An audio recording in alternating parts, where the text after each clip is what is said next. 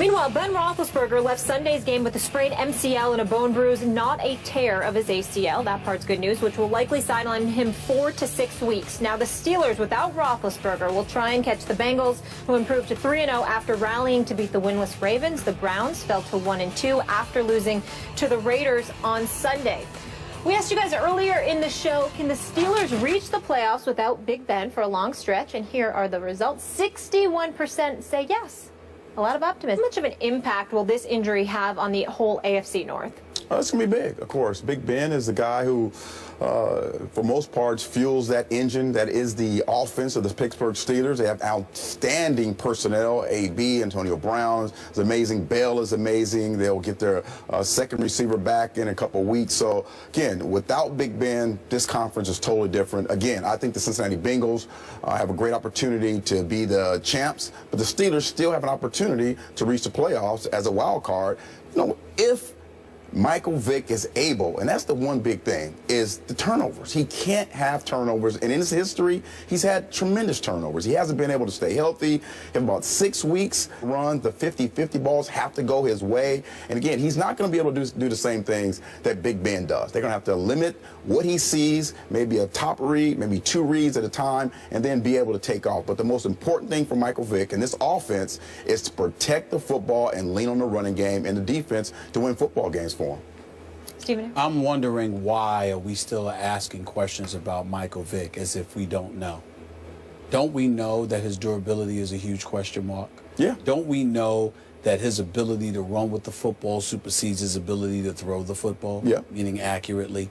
Don't we know that if it were not for Mike Tomlin, practically no one would have picked him up in the entire NFL?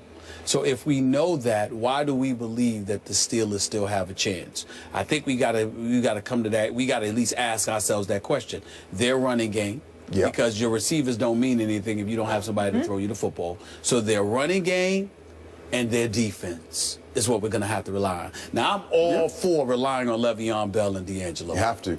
I'm all for relying on Antonio Brown and special teams. I'm all for relying on the occasional deep throw, because Michael Vick can fling that football, and Antonio Brown can catch it. And once Martavis Bryant comes back, the Joy Marcus Wheaton and comes back, the Joy Marcus Wheaton and those boys, I definitely think that they could potentially be lethal, at least with their running game and it being used as a decoy to facilitate some semblance of a passing game.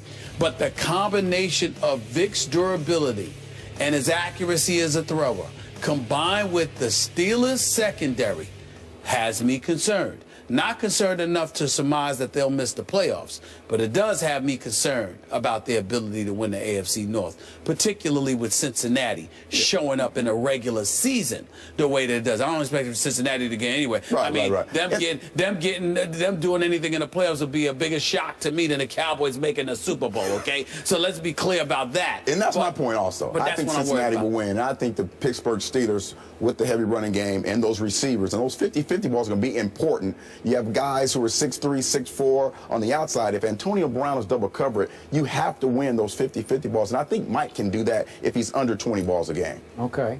Now, help me out. I don't remember that you had an issue when Mike Tomlin signed Mike. I don't. Okay? I did not. But now you're having real trepidation about whether it's the right fit. Because of how many games Roethlisberger is going to be out. I have no problem with Vic being a backup. I think that they got some huge question marks about him, but I still think that he's a playmaker. What I'm saying is it's an entirely different ball game when you have to come into a game because your quarterback gets hurt, and when you have to stay in for several weeks at a time because he's out. Because now they get to plan for you, as opposed to having to deal with you because modifications must take place, because in the throes of a game, Vic had to come in. Like yesterday, him coming in against St. Louis, as tough as St. Louis' defense can be, I have no problem with that because that's ideal. But if St. Louis got to plan a week in advance for Michael Vick, I would have been considerably more worried. Yeah, but what if the Steelers had gotten to plan plays for Michael Vick to run? Because he tried to go in and basically run what the game plan was, which wasn't fair to Michael Vick. Because he's not been. Well, I'm not denying that, but I'm going by the Michael Vick that I saw on the latter part of his year in Philadelphia right here, and right New now. York. Okay. could you make a case they would have been better off for a 4 to 6 game stretch with Landry Jones as their backup quarterback? I can't because I haven't seen Landry Jones since college. Okay. Well, I saw him a lot in college, and I told you I didn't love him in college. Right. And he played in a whole lot of big football games in college. Yep. And if memory serves, he was their second-round pick because he was a poor man's Roethlisberger. Right. He's about 6'5", I don't know what he is, 235 or 40. He's right out of the same mold,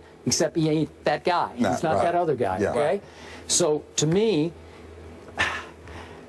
let me just say this before I go on. I wanted to say it early in the show.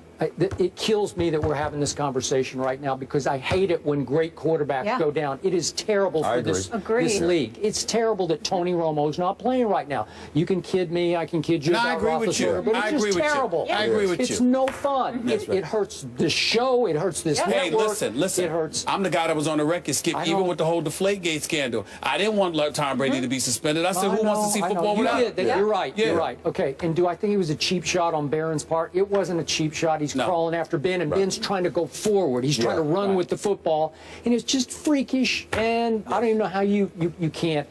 It's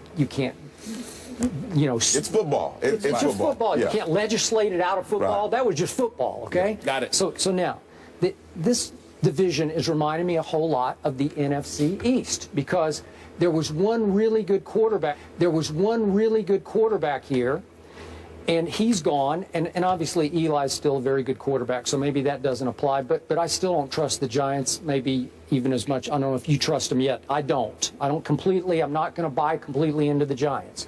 So my point is, I'm looking at these schedules, and I'm not as sold on Cincinnati as you seem to be, even though, they just keep proving us wrong so far. 3 straight weeks. I didn't have them in the playoffs. I'll be the first to tell you. So, you don't? I didn't have them in the playoffs before the year started because I had Baltimore in Pittsburgh. But I had Baltimore had a huge injury. Both of us did. Yeah. Both of us did. Well, regular season with the Bengals. That's right. Yeah. They're going to get to the playoffs. Okay. Well, I get it. Because of Dalton. Yes. Yeah, okay. And because you've been hard on Marvin Lewis, because you should have been hard on Marvin Lewis, and this was like a make or break kind of year, and it just seems like they might run out of psychological gas here. They finally say, we keep getting there, now we got to get, and finally at some point, you just don't even get there. And it all gets blown up and you start He's absolutely over, okay? right, Eric. That's exactly how I felt about Cincinnati. Yeah. Okay. So yesterday, Andy Dalton went into Baltimore and pretty dramatically outplayed Joe Flacco. Yes he did. I'll just go on QBR, 89-42. That's pretty dramatic. Yeah, so I give it up to Andy Dalton. That was almost like a playoff game, except it wasn't a playoff game. But boy, you went toe-to-toe with those guys, as beat up as they are, and they don't have a Suggs, and they can't run the football, and they have really only one real threat at receiver, and yet, I look down the schedule for the Baltimore Ravens. Just check it out. Again, I don't want to do every game, but after they go to Pittsburgh on Thursday night, they get the Browns at home. Then they go to San Francisco, and they have San Diego at home. And then they have Jacksonville, St. Louis, at Cleveland, at Miami. You don't think they could get on some kind of a roll just because of the Baltimore Ravens? I think they could, but it's going to be difficult walking into a stadium with one receiver who's 37 and a running game that's so-so, and without that leader on defense and Suggs. And the secondary is not playing very well right now. You know how many people picked them? I know a lot of people who picked them to be in the Super Bowl, to get to the Super Bowl this year. The Baltimore Ravens. Are they suddenly, without Suggs, that much worse than they were in the preseason? Well, you're talking to a guy who didn't pick one receiver to really be explosive enough when we talk about game planning. And I'm just going to try and figure out a way to take Steve Smith out of the game plan, make you beaten with someone else, and then attack your secondary. Those are not good combinations to have if you're a team that is trying to get out of an 0-3 hole. Okay, so back to the Bengals. So you're telling me they got upcoming Kansas City and Seattle at home, then they go to Buffalo and go to Pittsburgh. Are you sure? That's tough. I know, it's tough. That's tough, but they could lose 2 of those games, maybe 3 of those games. They could. Yeah, they could, and then they still have their 3-0 at this point. You have the Ben is hurt. We're not sure what's going to happen. He's probably going to be out about 6 weeks. What if he's not?